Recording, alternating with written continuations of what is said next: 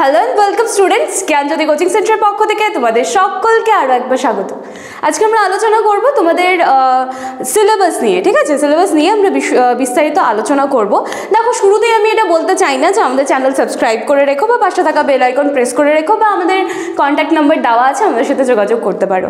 আমি এটা বলবো যে তোমরা প্রথমে আমাদের ক্লাসেসগুলো দেখো। আমাদের চ্যানেলের পক্ষ থেকে যেই ক্লাসেসগুলো প্রোভাইড করা হবে সেই ভিডিওসগুলো দেখো।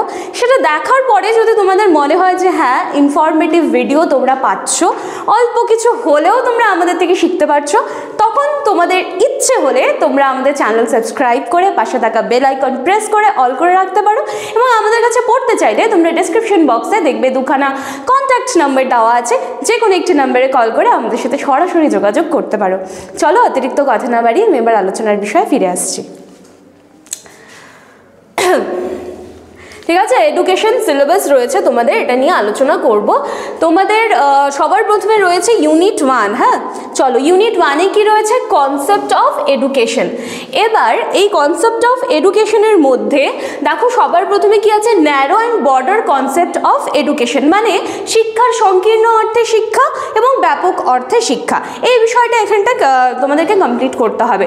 তারপরে কি আছে? Aims of modern education with special reference to Delors commission. এই ডেলার্স কমিশন বিষয়টা না ভীষণ ইন্টারেস্টিং। তোমাদের এখন সিলেবাসে আলোচনা করতে গিয়ে মনে হবে ডেলার্স কমিশন ভীষণ টাফ কিছু দিয়েছে, কিন্তু ভীষণ ইজি একটা টপিক। আমরা যখন একসাথে আলোচনা করব দেখবে বিষয়টা কতটা ইন্টারেস্টিং। ঠিক আছে, তাহলে এখানটায় তোমাদেরকে ডেলার্স কমিশনটা কমপ্লিট করতে হবে। এরপরে রয়েছে ইন্ডিয়ান স্কুলস অফ ফিলসফি এবং ঠিক তার নিচে দিয়েছে western schools of philosophy. Indian schools of ফিলসফির মধ্যে তোমাদেরকে বৈদিক অ্যান্ড বুদ্ধিজম, ঠিক আছে, এই দুখানা যেই টপিক দেওয়া আছে, এই দুখানা টপিক কিন্তু কমপ্লিট করতে হবে। মানে হচ্ছে তোমাদের বৈদিক অ্যান্ড বুদ্ধিজম, ঠিক আছে, এই দুটা কিন্তু দর্শন। হ্যাঁ, তোমাদের দর্শনের কিছুটা পার্টও দেওয়া আছে, তো এই দুখানা পার্ট এখান থেকে কমপ্লিট করতে হবে। তারপরে ওয়েস্টার্ন স্কুলস অফ ফিলসফির মধ্যে ন্যাচারালিজম অ্যান্ড প্র্যাগম্যাটিজম, এই দুটা বিষয় কিন্তু তোমাদের দিয়ে দেওয়া আছে। প্রকৃতিবাদ এবং বস্তুবাদ, এই দুটা তোমাদের ইউনিট 1 থেকে প্রোভাইড করা হয়েছে, যার ফলে কি হবে তোমাদের ইউনিট 1 কিন্তু কমপ্লিট হয়ে যাচ্ছে। এরপরে চলো ইউনিট 2-তে কি আছে আমরা দেখে নিচ্ছি। দেখো ইউনিট 2-তে কি আছে? Factors of education. এখানটায় তোমাদেরকে কি দেওয়া আছে?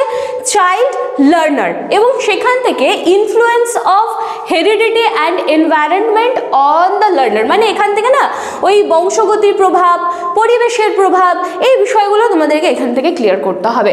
তারপরে কি দেওয়া আছে? Curriculum and co curricular activities, যেটার মধ্যে concept and types and significance of co curricular activity, তার মানে সহপাঠ্যক্রমিক যেই কার্যাবলীগুলো রয়েছে সেইটা আলোচনা করতে হবে এখান থেকে।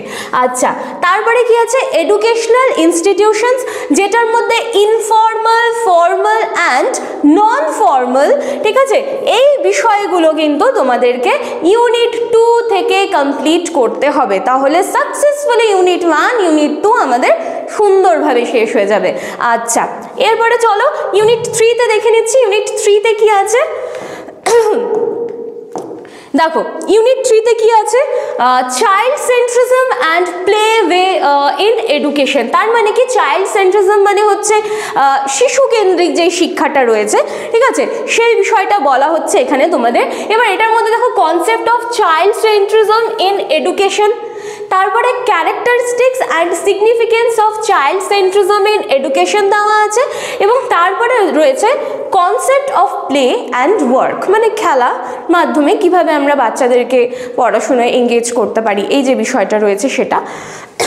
তারপর হচ্ছে characteristics of play way in education, এবং সেটার মধ্যে কিন্ডার গার্ডেন, মন্টেসরি অ্যান্ড বিভিন্ন ধরনের যে প্রজেক্ট মেথডসগুলো রয়েছে সেটা নিয়ে কিন্তু আমাদের আলোচনা করতে হবে।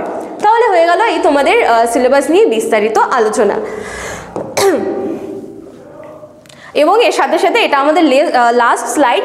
আশা করছি তোমরা ক্যামেরার ওপাশ থেকে দেখতে পাচ্ছ, এখানে দুটো কন্ট্যাক্ট নাম্বার রয়েছে। নাম্বার দুটি হলো আমাদের জ্ঞানজ্যোতি কোচিং সেন্টারের অফিসিয়াল হেল্পলাইন নাম্বার। যে কোনো একটি নাম্বারে কল করে তোমাদের যদি মনে হয় যে আমাদের দ্বারা প্রোভাইড করা ভিডিওসগুলো তোমাদের ইনফরমেটিভ মনে হচ্ছে, যে কোনো একটি নাম্বারে কল করে আমাদের সাথে সরাসরি যুক্ত হয়ে যেতে পারো।